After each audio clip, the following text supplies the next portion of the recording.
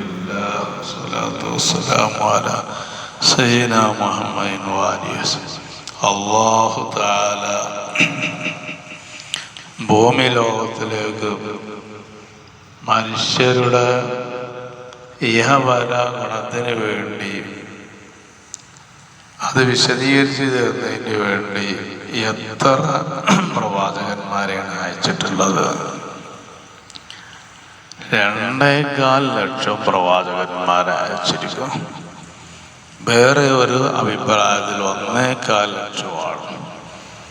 1.25 ലക്ഷം അല്ലെങ്കിൽ 2.25 ലക്ഷം ഈ വരുന്ന വലിയ ഒരു പ്രവാചക ശൃംഖല ഇവിടെ വന്നു പോയ അന്ന് മുതൽ ഹബീബായ അഷ്റഫുൽ ഖൽഖ് മുഹമ്മദ് റസൂലുള്ളാഹി സല്ലല്ലാഹു അലൈഹി വസല്ലമ തങ്ങളെ മദ്ഹ് പറയാനും കേൾക്കാനും തുടങ്ങിയിരിക്കുന്നു. അഥവാ പരിശുദ്ധ ഖുർആനിൽ അല്ലാഹു തആല ഒരായത്തിലൂടെ പറയുന്നുണ്ട്, വഇദ് അഖദല്ലാഹു മീസാഖൻ നബിയ്യീന.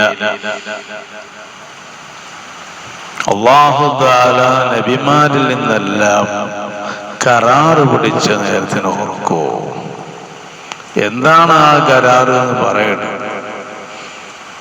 നിങ്ങൾക്ക് ഹിക്മത്തും കിതാബും വിജ്ഞാനവും ഒക്കെ വന്നതിന് ശേഷം സുമ്മ ജാഅക്കും റസൂലും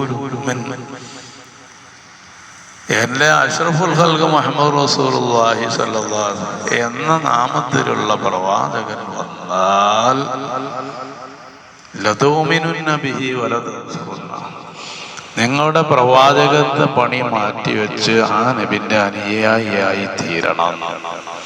ഇത് ആദം നബി അലൈഹിസ്സലാമിനോടും നോഹ നബി അലൈഹിസ്സലാമിനോടും ഇബ്രാഹിം നബി അലൈഹിസ്സലാമിനോടും മൂസാ നബി അലൈഹിസ്സലാമിനോടും തുടങ്ങി 1.25 ലക്ഷം അല്ലെങ്കിൽ 2.25 ലക്ഷം വരുന്ന പ്രവാചകന്മാരോട് ഈ ഒരു കരാറ് അള്ളാഹു പിടിച്ചു എന്നാണ് ആ ആയത്തിന്റെ അർത്ഥം. അള്ളാഹ്ക്ക് ഉറപ്പാണല്ലോ ആദം നബിന്റെ കാലത്ത് മുഹമ്മദ് റസൂലുള്ളാഹി സ്വല്ലല്ലാഹു പറഞ്ഞേക്കാൻ തീരുമാനിച്ചിട്ടില്ല.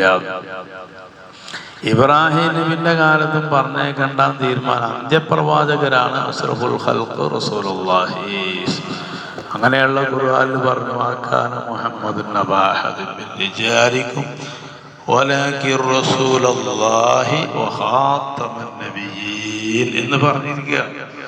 അന്ത്യപ്രവാചകരാണ്. പ്രവാചക ശൃംഖലയുടെ സമാപനമാണ് അഷ്റഫുൽ ഖൽഖ് റസൂലുള്ളാഹി.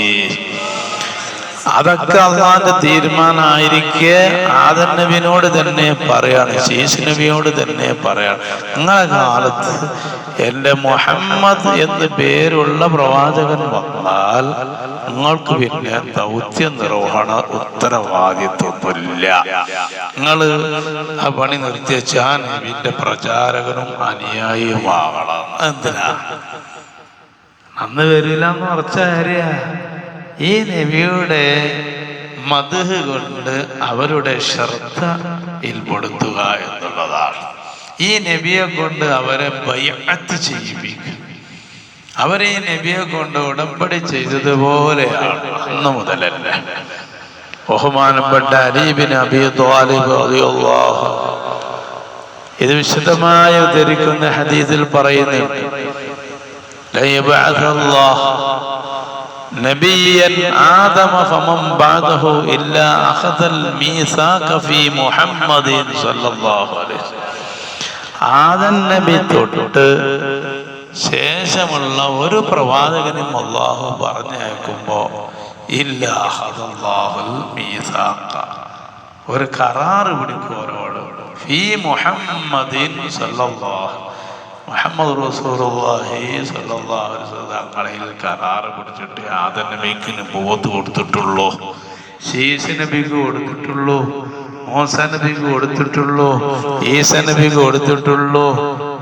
ലക്ഷമായ 1.25 ലക്ഷം അതല്ലെങ്കിൽ 2.25 ലക്ഷം വരുന്ന പ്രവാചകന്മാരുടെ ശ്രദ്ധയിൽ മുഴുവനും അന്ത്യപ്രവാചകരുടെ മദ്ഹിനെ കൊണ്ടുവന്ന് അവരാണ് ടോപ്പ് പ്രവാചകർ എന്ന് അന്ന് കഴിഞ്ഞു പോയ പ്രവാചകന്മാരോട് പറയുക മാത്രമല്ല, അവർ അവരുടെ അനുയായികളുടെ ശ്രദ്ധയിലും അത് പെടുത്തണമെന്ന് അല്ലാഹു നിർദ്ദേശിച്ചിരിക്കുന്നു.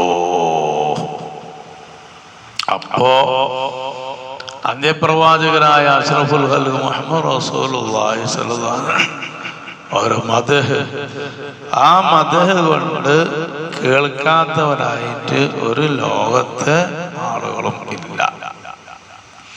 ആദ്യ പ്രവാചകരായ ആദം നബി അലൈഹിസ്സലാം, അതിൻ്റെ ശേഷം വന്ന് അവരുടെ മക്കളിൽപ്പെട്ട ശീശ നബി അലൈഹിസ്സലാം, അങ്ങനെ തുടങ്ങി ഈ 1.25 അതല്ലെങ്കിൽ 2.25 ലക്ഷം വരുന്ന പ്രവാചക ശൃംഖലയിൽ അവസാനത്തത് നമ്മളെ നബിക്ക് തൊട്ട് മുമ്പ് ഈസൽ മസീഹ് അലൈഹിസ്സലാമാണ്.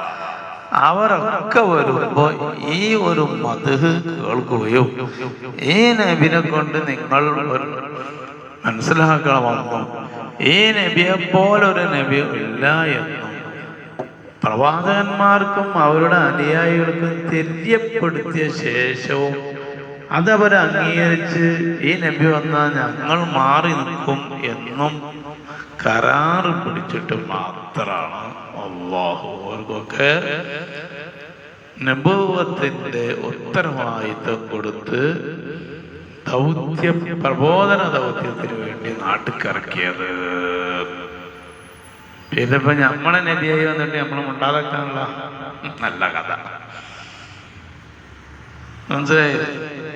നമ്മളെ സമുദായം അല്ലാത്ത സമുദായത്തിലുള്ള പ്രവാചകന്മാരും അനുയായികളും ഈ ദൗത്യം നിർവഹിച്ചു എന്നല്ല.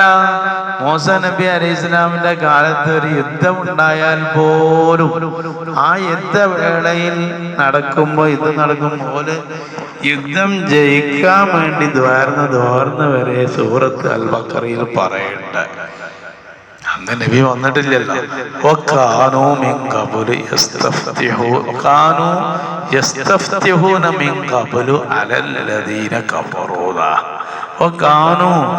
മൂസാ നബിന്റെ കാലത്ത് മുഅ്മിനീങ്ങളായിരുന്നു.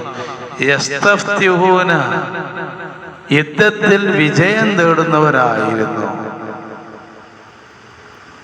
ആരുകൊണ്ട്? മൊത്ത റസൂലുള്ളാഹി സ്വല്ലല്ലാഹു അലൈഹി വസല്ലം തങ്ങളെ മുൻനിർത്തിയിട്ട് ഇതൊന്നും ജയിച്ച് കിട്ടണം, ഈ യുദ്ധം ആഖിർ സമാനിൽ അയക്കണ നബിന്റെ ബർക്കത്തുണ്ട്. നമ്മളെത്ര പറയണം? ഖുർആൻ പച്ചയിൽ പറഞ്ഞ ആയത്താ ഞാൻ ഓതിയത്. തവസ്സുൽ മൂസാ നബിന്റെ കാലത്തെ യുദ്ധവേളയുടെ രംഗാണ് അൽ ബഖറയിൽ ചർച്ച ചെയ്തത്.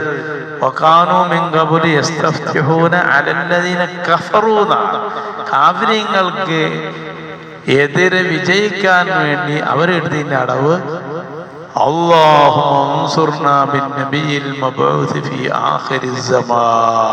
സർവതഫ്സീറിലുണ്ട് ഈ വ്യാഖ്യാനം. അല്ലാഹുവേ ഞങ്ങളെ നീ സഹായിക്കണം, വിജയിപ്പിക്കണം. അന്ത്യകാലത്ത് പറഞ്ഞേക്കുന്ന പ്രവാചകരെ ബർക്കത്ത് കൊണ്ട് ഞങ്ങളെ ഈ യുദ്ധം വിജയിപ്പിക്കണമേ. അങ്ങനെയാണ് ഖുർആൻ പറഞ്ഞത്. അപ്പൊ ഓലെ ശ്രദ്ധയിൽപ്പെടുത്തിയെന്നല്ല, ശ്രദ്ധയിൽപ്പെടുത്തിയ കാരണം കൊണ്ടാണ് വലിയ ദ്വായത്. അപകട ആപൽഘട്ടം വന്നപ്പോ, യുദ്ധം വന്നപ്പോ ജയിക്കാൻ അവർ കണ്ടുപിടിച്ച ഹിക്മത്ത് അഷ്റഫുൽ ഖൽഖ് റസൂലുള്ളാഹി സ്വല്ലല്ലാഹു അലൈഹി വസല്ലം തങ്ങളെ ഇടയിൽ നിർത്തി പ്രാർത്ഥിക്കുന്നുണ്ട് ഉള്ളതാ. അന്ന് മുതലേ തുടങ്ങിയതാ. ആദം നബി അലൈഹി ഇസ്ലാം സുഹൃത്തും തുടങ്ങിയില്ലേ? ആദം നബിക്ക് തൗബ ചെയ്യണമെന്ന് വന്നപ്പോൾ ആദം നബി അലൈഹി സ്വലാം ചെയ്ത പണി അർശിന്റെ കാൽമേൽ എഴുതിയ നബിന്റെ പേര്, ആ പേര് വെച്ച നബിനെ മുൻനിർത്തിയാണ് തോരുന്നപ്പോഴാണ് തൗബ സ്വീകരിച്ച് ഉന്നത സ്ഥാനത്തേക്ക് ആദം നബിനെ എത്തിച്ച്. അതിനല്ലേ മൂസാ നബി ചെയ്ത്, അതിനല്ലേ നമ്മളും ചെയ്യേണ്ടത്. നമ്മളതിൻ്റെ നിന്ന് മാറുന്ന പറ്റും. ഖുർആൻ പറഞ്ഞല്ലേ ഈ മൂസാ നബിന്റെ ചരിത്രം. അപ്പൊ ഞാൻ പറഞ്ഞു വന്നത്, ആദം നബിയും ശേഷമുള്ള മുഴുവൻ പ്രവാചകന്മാരും, ആ പ്രവാചകന്മാര് നബി ആകണമെങ്കിൽ എഗ്രിമെന്റ് ഉണ്ടാവും. എന്താണ് അഗ്രിമെന്റിൽ എക്സ്പ്ലെയിൻ ചെയ്യുന്നത്, വിശദീകരിക്കുന്നത്?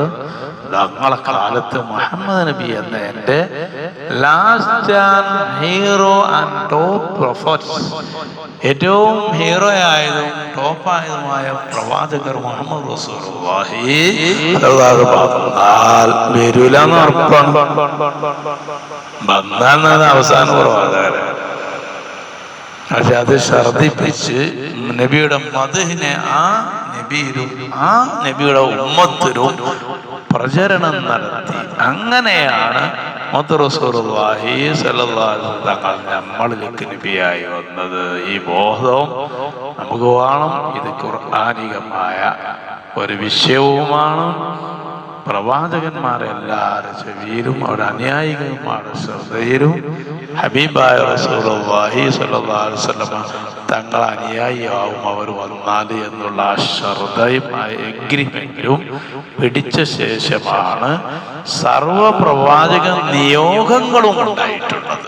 അപ്പൊ എത്ര ഒരു മദ്ഹാണ്, എത്ര ഒരു സ്ഥാനത്താണ് അഷ്റഫുൽ ഖൽഖ് റസൂലുള്ളാഹി സ്വല്ലല്ലാഹു അലൈഹി വസല്ലം നിലകൊള്ളുന്നത് നമ്മൾ മനസ്സിലാക്കുകയും നല്ലോണം സലാത്ത് എല്ലാവരും റബീഉൽ അവ്വൽ സ്വീകരിക്കുന്നതുമായി ഖുർആൻ ഓതാനും നല്ലോണം സലാത്ത് എല്ലാവരും സന്തോഷിക്കാനും അതൊക്കെ ഈമാൻ തേച്ച് മിനുക്കാനുള്ള ഒരു കാരണമാക്കണമെന്ന് ഓർമ്മയിൽപ്പെടുത്തുന്ന അല്ലാഹു സ്വീകരിക്കുമാറാവട്ടെ.